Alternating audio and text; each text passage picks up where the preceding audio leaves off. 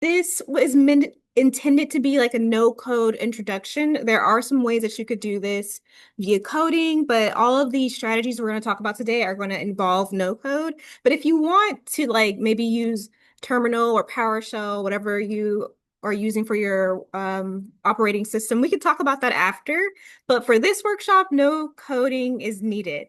Um, and then I'm just going to talk about briefly what we're going to be doing today. So first, I'm going to kind of ask, why do we need to organize our files at all? Why is that important? Why does that matter? And then we're going to talk about documentation, which is one of my favorite topics.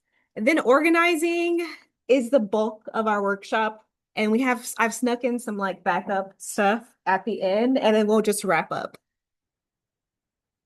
Okay, and so before we get started with the workshop, here are some instructions. So if you have a directory to clean or a folder or a project that you want to clean in this workshop, then you would follow step one or this section here and make a copy of that directory and then name it copy and then insert the folder name. And then that copy will be what you're working from. If you do not have a copy of a directory that you already want to clean or brought to this workshop, then that's totally fine. I just need you to get a little creative. Think of a hypothetical project that involves files, and then you just sort of describe that hypothetical project. So one example here is that you're a chef creating a cookbook. You have files for the manuscript draft. You have files for the images of the prepared food. You have files for your contract with your publisher, or maybe even your contract with your publicist. But that's sort of a hypothetical example that you can use. Anything is fine.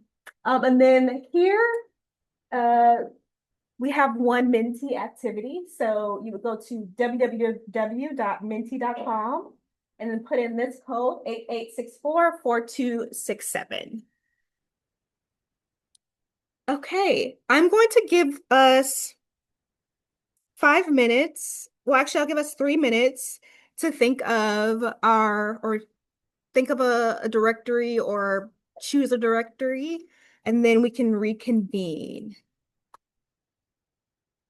And then if you're doing the sort of making up a directory, just write a couple of sentences around like what your sort of made up parameters are, what do your files include. Okay, 3 minutes are up. Did we all have enough time, or do we need more time to think of things?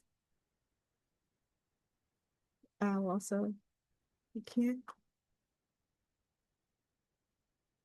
Okay, I see some thumbs up. Okay, yes. Okay, in that case, I'm going to go on to our next question, which is me. Oh, okay, actually. Okay. The question here is, why does file organization matter? And to answer it, you would just go to menti.com and then put in your code. You will be completely anonymous, so you can totally say it doesn't matter at all if you really feel that way. Um, but if it does, I'm really curious to see like what you all think.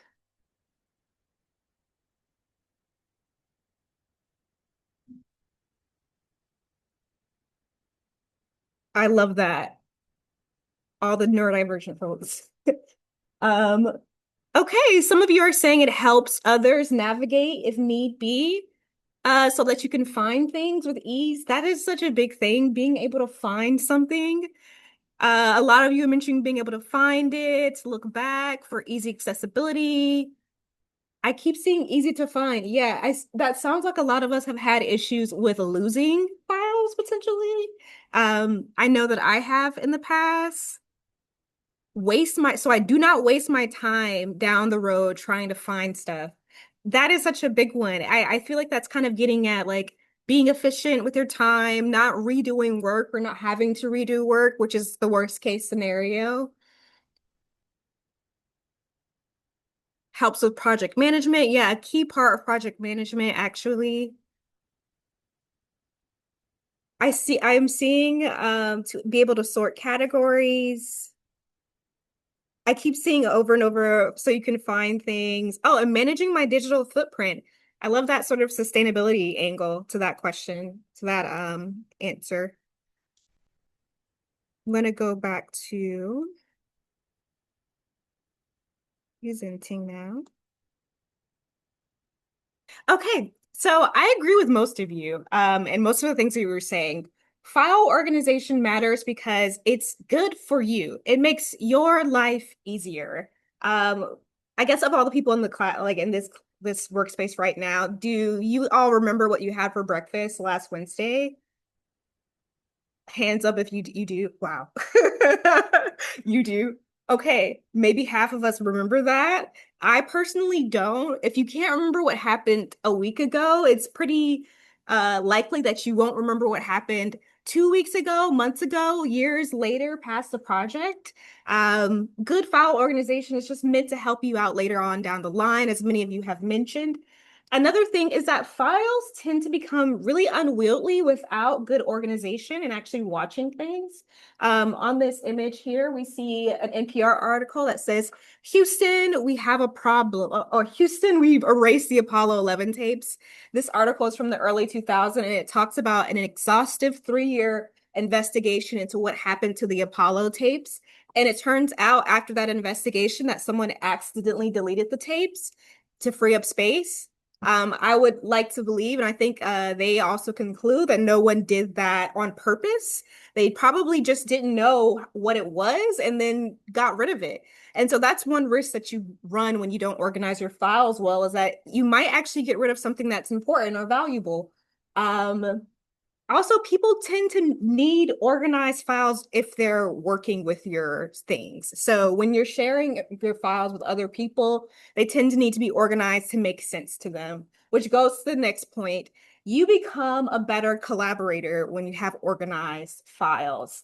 Another thing, if you do research, or maybe if you just work in an industry where you have sensitive information, file organization has ethical considerations and responsibilities. If you were, for example, doing a clinical trial and you named everyone in your files based off of the patient name or the clinical participant in that trial, I mean, that basically discloses information about that person if anyone ever gets access to the directory. So that's one like example of the file organization itself can actually have implications for ethics, implications for what you're responsible for. If you do have sensitive information, you could also be factor in where should that be, like where should sensitive files be in my file organization. So all of these things are why file organization matters. And with that being said,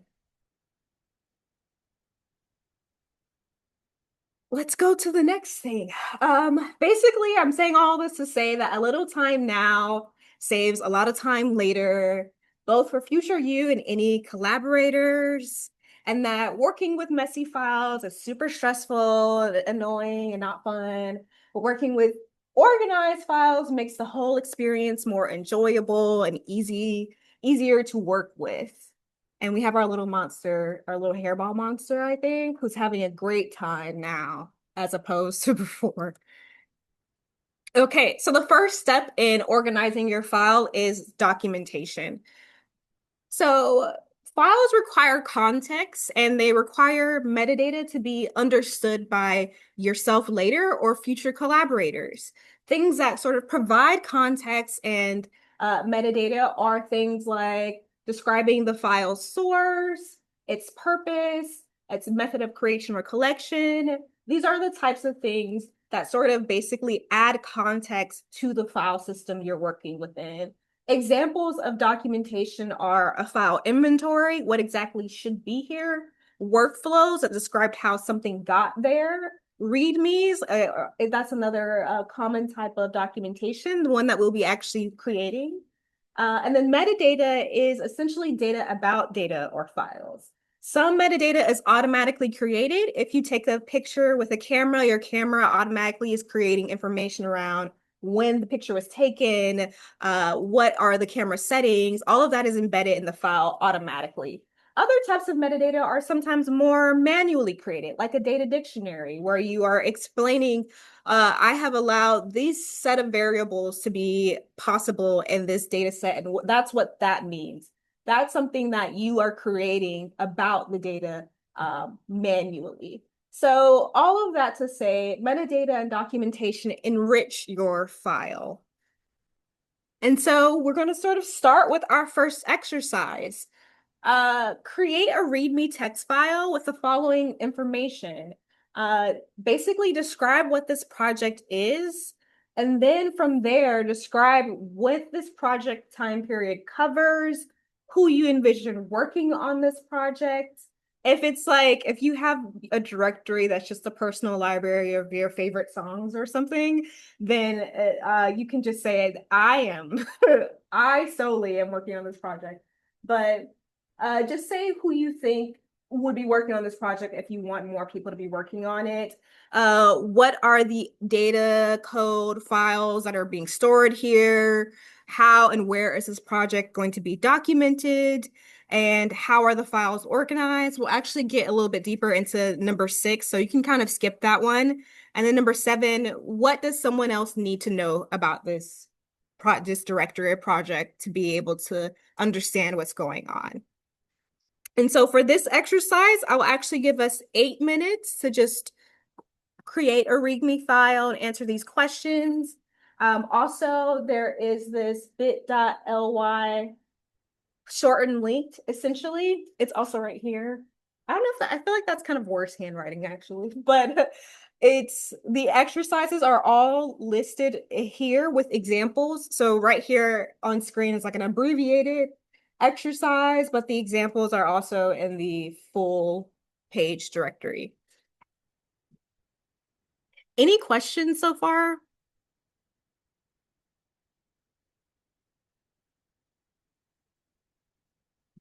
Yeah, so check. Yeah.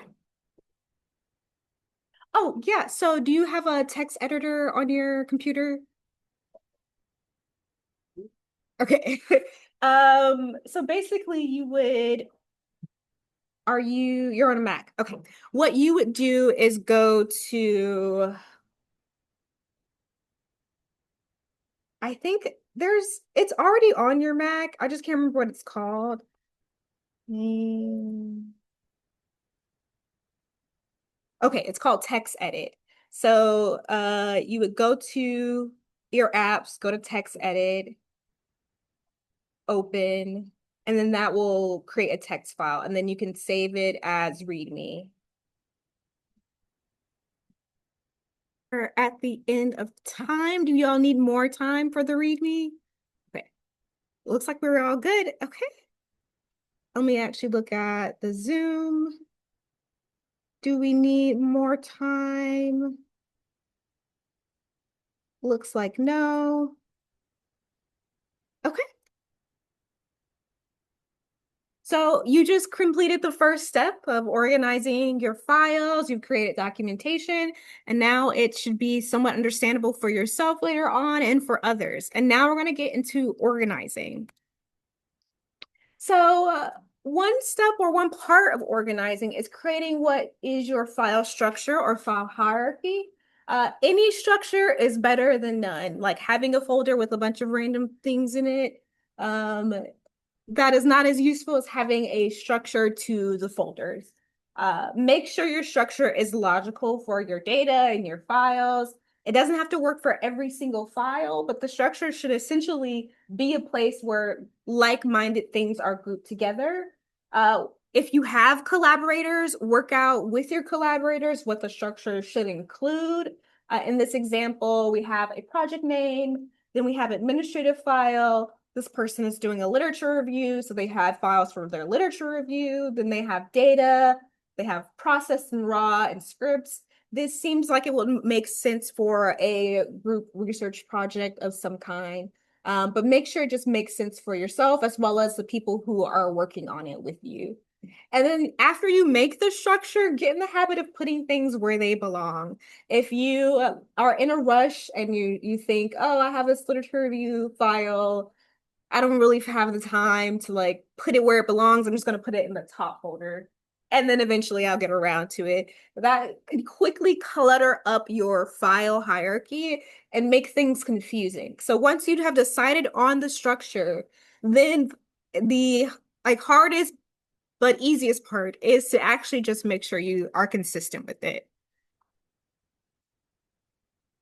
Okay, and then we're going to go on to our next exercise, which I realize I've written this in a pretty complicated way. There are two ways to do this exercise. One, if you're in the room with me, you have some post-it notes that you can use as like a card sorting exercise. If you're not in the room with me, there is a version of the exercise that says in the exercise document, in the outline, it is called creating a file naming convention. Oh, create a file folder hierarchy and then organize via text file. That will be the section that you're using. But essentially, the first step is going to just be listing out the types of files that you have. So one example that I'm using here in the document or the exercise document is that I have a file set of just everyday things for me. My medical records, my work documents, my tax documents, receipts, insurance, resumes, videos, travel documents, just this long list of things. That'll be the first step. It's just identifying what are the types of files that I have and listing them. After you've listed all of the files that you have, then you're going to sort of start moving, and then you can list them on the cards. Then you're going to start moving those file types around and grouping them together. So I have money related things in my example. All my bills, receipts, and tax documents should go under money related group. All my home documents, insurance, manuals, and warranties, that can go under a home related group. After you've finished grouping all of your files together, then you can start making sort of single folders for things. So after you've grouped it together, when I have my money related group, I can say, that's my finance folder. When I have my home related group, I can say, that's my home folder. If I have my work related group, I can now call that work related, essentially. After you have decided on what the folder name will be for your groups, then you can start thinking about what are things that are consistent and repeat in here. Do I have chronological things? Well, then maybe I can group by year, or I can like start organizing things by year, or I can organize things by month or project. And then from there, you can sort of input the pattern. If we're organizing by year for our financial documents, then I'll have year 2024, year 2025, or tax year 2024, tax year 2025, etc. And then we can add any levels as needed. And then after you've done writing down your file structure, you would just document it. And then the version of this exercise that is just using a text file and not card sorting or writing things in the cards, it's just open a blank text file, list all your file types, start indenting to test the folder structure, and rearrange until everything looks right. Those were kind of complicated instructions. Any questions? Yes. So if we have a lot of like File types. this file just like all over the place, where do you suggest we like start? Do we even try to organize all of them or like first try to sit for them? So what you mean is there are files that are unrelated, or are they? Oh, if they're completely unrelated, then I would make a folder that is needs to find home or something like that, where I'm pretty sure those unrelated files probably relate to another project. So I would move them out and just keep the things that do relate to what you're working in. And I would make that folder so I can come back to it later and organize it. Any other questions? Let me look at the chat. For those of you in the chat, the question was, what if you have a set of files that are completely unrelated to the project you're working on? And then my answer was to make a new folder for that project or for those extraneous unrelated files, and then put them there with the intention of finding a home for it at some point.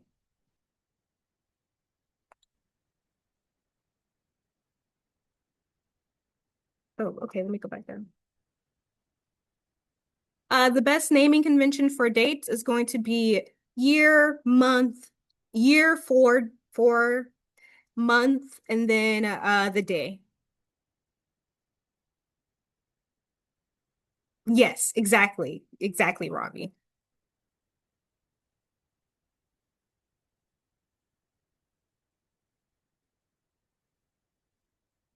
Thanks, Molly.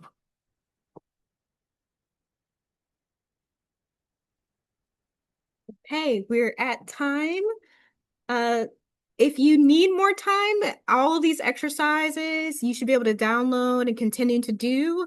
We're just gonna go to the next thing though. Oops. Okay. So the next step, which is something you kind of saw in the README file, is creating a naming convention. So a naming convention basically describes or considers what kind of files and data do you have, what happens with each data type, how do you want to handle different versions. So you make different components. In this example, component one is a project. So AIP is the project. And then it's a type. This is a survey. That's component two. Then component three is coverage. So we have 2020 as the year coverage. And then the person who modified that is JM. And then here we have component four. Well, component four was the modified. And then component five is the date. And that's to, I think that someone in the chat had a question about how should dates be formatted. Dates should be formatted with the 4 year, two-digit month, and then two-digit date. And that automatically will sort your dates by chronologically if you do it that way. Here's another example of this. So the US Census Convention has a specific naming convention. Component one is the type of survey, so American Community Survey, and we see ACS for the type of survey. Component two is the date or year that is covered by the survey. So year 2016, that's 16 right there. And then we have the range as component three. And then we have a 5 year range listed in the file name. And then the specific table ID is also listed. So that's how the US Census does its file naming convention. Some best practices for file naming conventions is that keep it brief but meaningful. Use a consistent structure. So how the census has its structure, try to be consistent with how you break down the components.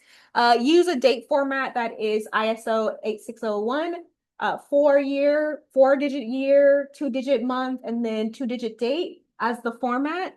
And then list your versions alphanumerically. So version one is V1, V2, as opposed to saying draft, final, next draft, whatever you're using. No spaces. Depending on the program you're using or what you're doing, spaces can actually disrupt how different programs run. I was actually working on a data set a couple of weeks ago. I was working on it for like an hour and I couldn't figure out why I couldn't get a single file to open in MATLAB. And it turns out it was very simply because there were spaces in the file name. So no spaces, no special characters, because special characters can also be commands for different programming languages. So avoid special characters. And don't rely on nested folders to give you information. So for example, the nested folders tells me where things are in the example over here. So I understand that February is in the year 2020 and it's in the raw folder because of where it's at. But let's say I somehow have removed that February file from the folder. Now I have no idea which February or which year it belongs to. So a better way of understanding file names is to actually just have the information in the file just in case it's ever removed from its file structure, which that happens a lot of the time. We end up working with files separately from the structure or not necessarily paying attention to where it's at. But let's say if I download this on my desktop and I'm working on it on my desktop and I haven't moved it yet to where it needs to be, I now know, oh, this is the project. It was the raw data for 2020 February. And that's one way to sort of think about naming convention examples. And I just realized in this example we use February instead of using the date. but let's pretend that I didn't do that in the example. Another thing is, since we're not using spaces in our file names, there are all these different types of cases that we can use to sort of do different things instead. You can do kebab case, which is essentially where you connect everything with a dash. You can do screaming snake case, which is essentially where everything is uppercase, but it's connected by underscores. You can do camel case, where the first word or first unit is lowercase, and then the separating thing is the uppercase case, the camel here. You can also do Pascal case where everything, every word is uppercase to sort of separate them, like upper camel. And then you can do snake case where everything is lowercase, but also the spaces are substituted by underscores. So these are all the different ways that you can do cases. I mean, sometimes you'll just do it by what's more intuitive to you. Uh, I use snake case most of the time, but that's just something that I don't know why I do it that way. It's just one of the ways I do it. So yeah, just find the case that works for you, that feels intuitive for you to use. And then we have our sort of organized exercise. This one, it's really long, but it's actually not that complicated. What you're going to do is for one of the groups of files that you created in the last exercise, not all the groups, just one, choose a group of files that you created in the last exercise. And then for that one, you will then decide a naming convention for that group of files. So after that, just decide what metadata do I want to convey in the file name. And you can pick maybe 3 types of metadata, no more than 5. So if there is a date, you can have that be a type of metadata. If there's project information, you can have that be a type of metadata. After you have decided the metadata that you want to be in the file name, all of those things will be components. And then you can decide, do I want to create abbreviations? So instead of saying my project name is Aviana's project name, I could put APN as an abbreviation, or create an abbreviation. If you make abbreviations, just make sure that that is documented so you know what it is later on. And then what should the order be? For me, for example, I usually always make the project or information type the first thing, but that's usually because I'm not so worried about chronological information. I more so just want types of files to be together.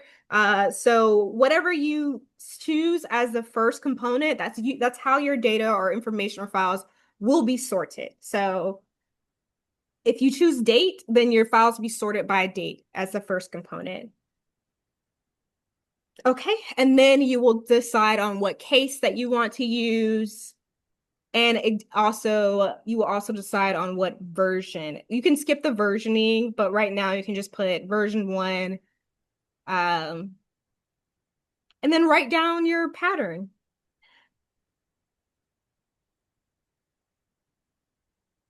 After you've made this file naming convention, you would just add it to your README. And I'm going to give us 5 minutes for that. Okay, we're at time. Um, I don't know if in my head that exercise was a little simple, but then when I was reading it, I was like, that's a little bit more complicated than I thought. I hope you all were able to create a file naming convention and document it. We're going to move on to the next step, or the next slide.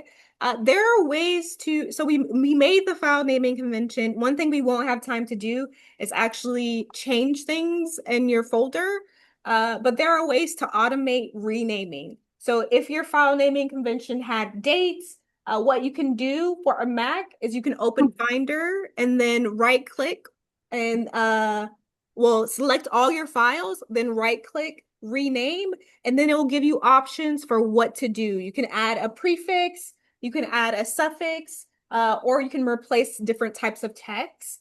And this is one way to sort of batch rename files if you want to do it that way. For Windows, I highly recommend downloading bulk uname utility. You can do all of the things I just said with Mac, but it has just a lot more functionality. And this is essentially how to do this with no coding. But if you wanted to and you have like the time, you could use PowerShell or you could use Mac Terminal to try and just do it from the command line. And you can also do it that way. I didn't put any sort of prompts in, but you can experiment if you're more comfortable experimenting there.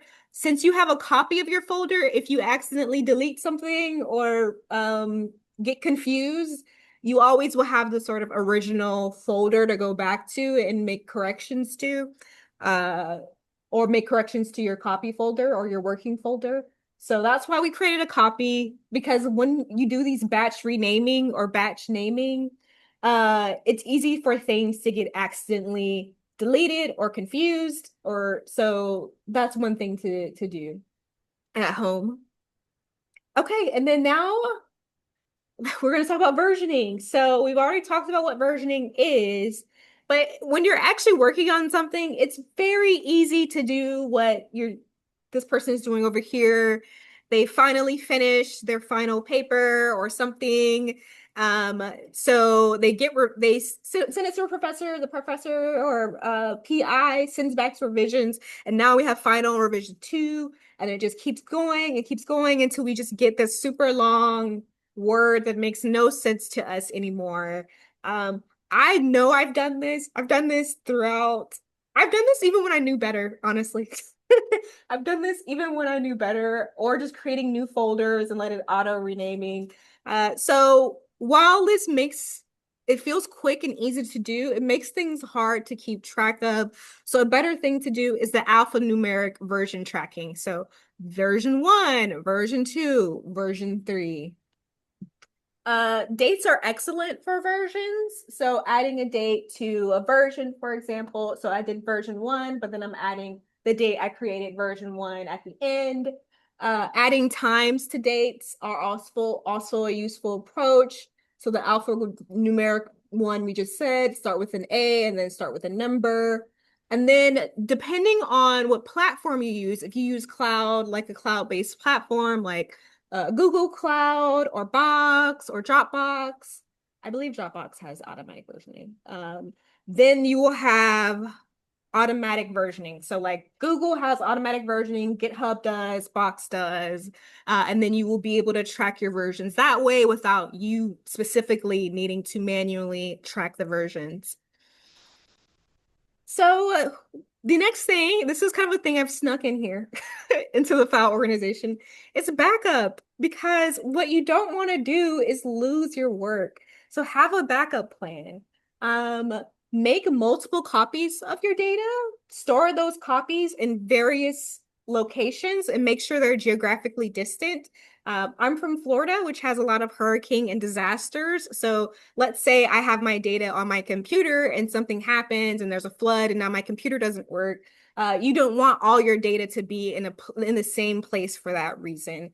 Uh, in that case, you would store it and have your original copy on your computer, have a separate copy on an external place, preferably the cloud. And then you would store the copies on various media devices, so an external hard drive, cloud storage, and that's one way to have a backup.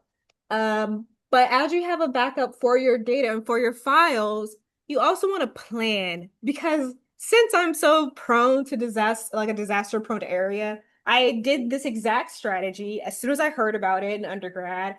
And then I moved and I was like, where did I actually put all these copies? I have no idea where I put all these copies. And I actually lost the copies because I couldn't actually recall where they were. So create a backup plan. If you have a plan, then your strategy will be well executed because you will know how to actually recall information once it or recover information once it's lost. So that's essentially it. Have basically, and what I just described to you is the 3-2-1 backup rule. Have one original copy, one backup copy, one external copy. Put them in two different places. And then the one part is just store in multiple media devices.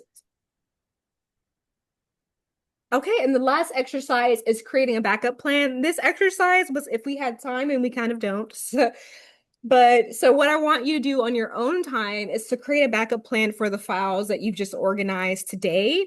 in addition to sort of playing with some automated renaming. And that's the end of this workshop. Do we have any questions before we leave?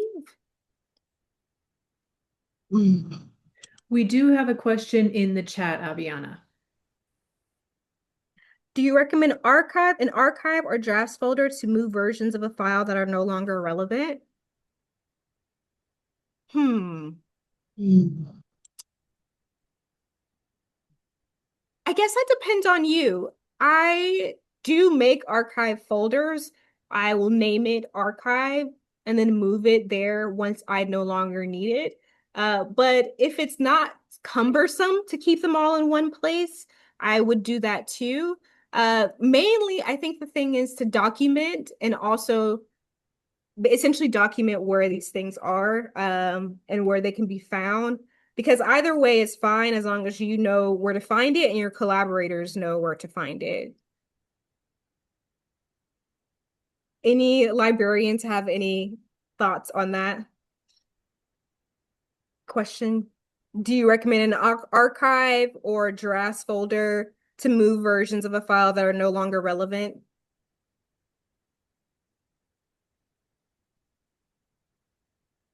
I'll say that if you are paying for storage and you know you won't be, you have objects that you may not be actively using, you might consider moving it to a cold storage, which is also often called an archive folder.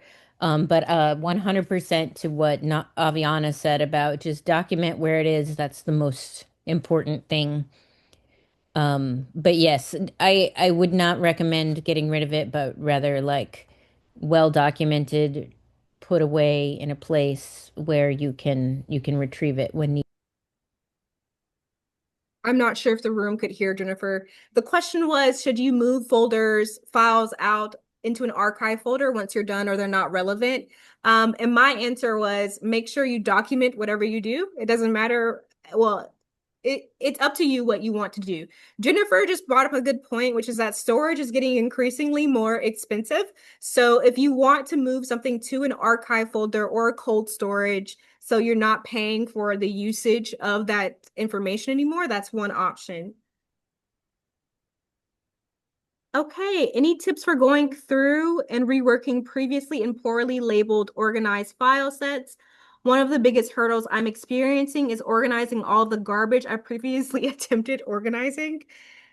Um, I guess my tip would be if there was ever any sort of files that were grouped together previously, then like put them put them in their groups that they were in before, and then just work through each group. That would be my approach to that. Because I think even if something is disorganized, it usually has some methodology. Or maybe I'm just projecting here. Usually there's some type of logic applied to the files. And I would just kind of work backwards from like, what was I trying to do when I did it this way before? Would I consider a session on how to track document changes or to share materials used by a project team? Yeah, actually, that's a great idea.